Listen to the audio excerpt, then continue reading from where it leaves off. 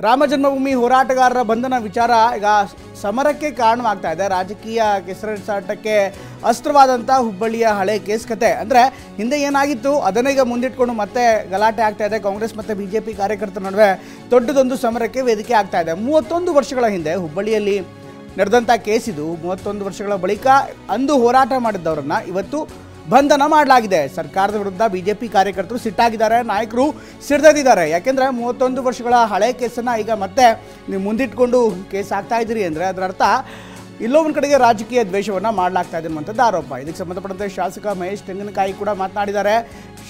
ಶಹರ ಪೊಲೀಸ್ ಠಾಣೆ ಎದುರು ಹಿಂದೂ ಕಾರ್ಯಕರ್ತರಿಂದ ಧರಣಿ ಕೂಡ ಮಾಡಲಾಗ್ತಾ ಇದೆ.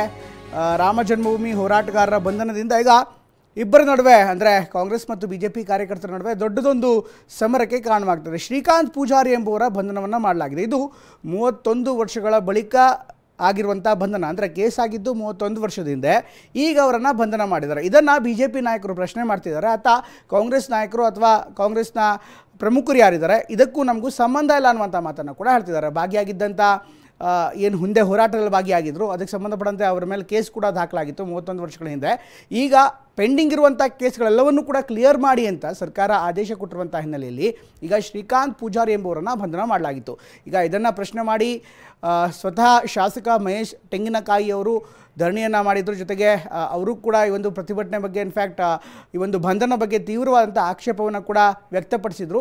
ಇದರ ಜೊತೆಗೆ BJP ಶಾಸಕರು ಕೂಡ ಈ ಪೊಲೀಸ್ ಠಾಣೆ ಮುಂದೆ ಏನು ಪ್ರತಿಭಟನೆ ನಡೆದಿತ್ತು ಅಲ್ಲೂ ಕೂಡ ಹೋಗಿ ಅವರನ್ನು ಮಾತನಾಡಿಸಿದರು. ಮಹೇಶ್ ತೆಂಗಿನಕಾಯಿ ಏನಿದ್ದಾರೆ, ಶ್ರೀಕಾಂತ್ ಅವ್ರ ಮನೆ ಏನಿದೆ ಅವರ ನಿವಾಸಕ್ಕೂ ಕೂಡ ಭೇಟಿ ಕೊಟ್ಟಿದ್ದರು.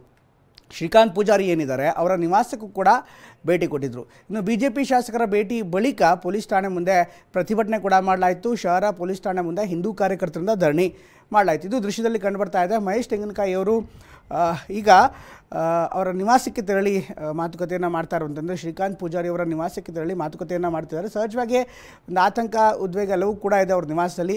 ಈಗ ಯಾಕೆ ಅರೆಸ್ಟ್ ಮಾಡಿದ್ರು ಅಂತ ಇದೆ. ಆದರೆ ಏನೇ ಆದರೂ ಕೂಡ ಈಗ ಈ ಒಂದು ಪ್ರಕರಣ ಏನಿದೆ ಈ ಪ್ರಕರಣಕ್ಕೆ ಸಂಬಂಧಪಟ್ಟಂತೆ ಕಾಂಗ್ರೆಸ್ ಮತ್ತು BJP ಕಾರ್ಯಕರ್ತರ ನಡುವೆ ಅಥವಾ ನಾಯಕರ ನಡುವೆ ದೊಡ್ಡ ವಾಕ್ಸಮರ ನಡೀತಾ ಇದೆ. ಇನ್ನು ಶಾಸಕ ಮಹೇಶ್ ತೆಂಗಿನಕಾಯಿ ಮಾತನಾಡಿದ್ದಾರೆ, ಏನು ಹೇಳಿದ್ದಾರೆ ನೋಡೋಣ. ಕಳೆದ 31 ವರ್ಷದ ಹಿಂದಿನ ಒಂದು ಕೇಸನ್ನು ಇವತ್ತು ಓಪನ್ ಮಾಡೋ ಮುಖಾಂತರ ಅಥವಾ ಆ ವ್ಯಕ್ತಿಯನ್ನು ಬಂಧನ ಮಾಡಿಸ್ತಕ್ಕಂಥ ಕೆಲಸವನ್ನು ಗೃಹ ಇಲಾಖೆ ಮಾಡಿದೆ. ಇವತ್ತು 31 ವರ್ಷದ ಇಲ್ಲದ ಕೇಸನ್ನು ಇವತ್ತು ಅದನ್ನು ಓಪನ್ ಮಾಡೋ ಮುಖಾಂತರ ಆ ವ್ಯಕ್ತಿಯನ್ನು ಬಂಧಿಸುವಂಥ ಕೆಲಸ ಈಗ ಯಾಕೆ ಮಾಡಿದರು?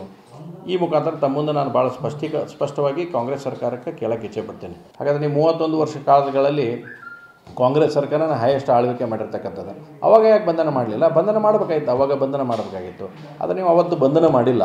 ಆದರೆ ಇವತ್ತು ಅದನ್ನು ಬಂಧನ ಮಾಡಿ ಇದಕ್ಕೆ ಒಂದು ಪುನರ್ಜೀವನ ಕಲ್ಪಿಸ್ತಕ್ಕಂಥ ಪ್ರಯತ್ನವನ್ನು ಕಾಂಗ್ರೆಸ್ ಪಾರ್ಟಿ ಇವತ್ತು ರಾಜ್ಯದಲ್ಲಿ ಮಾಡಿದೆ.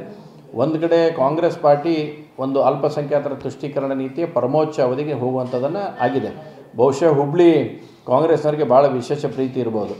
ಹಿಂದೂ ಕಾರ್ಯಕರ್ತನನ್ನು 31 ವರ್ಷಗಳ ಹಳೆಯ ಕೇಸನ್ನು ಓಪನ್ ಮಾಡಿ ಇವತ್ತು ಬಂಧನ ಮಾಡುವಂಥ ಕೆಲಸ ಮಾಡ್ತಾರೆ.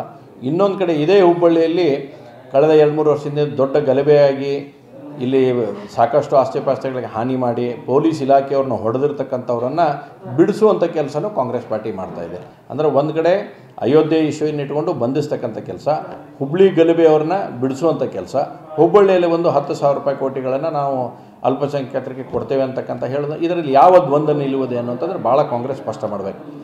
ಗೃಹ ಸಚಿವರು ಹೇಳಿದ್ದಾರೆ ಇದರಲ್ಲಿ ಏನೋ ಕಾಂಗ್ರೆಸ್ನವರು BJPಯವರು ರಾಜಕಾರಣ ಮಾಡಕ್ಕೆ ಹೊಂಟಿದ್ದಾರೆ ಅಂತೇಳಿ.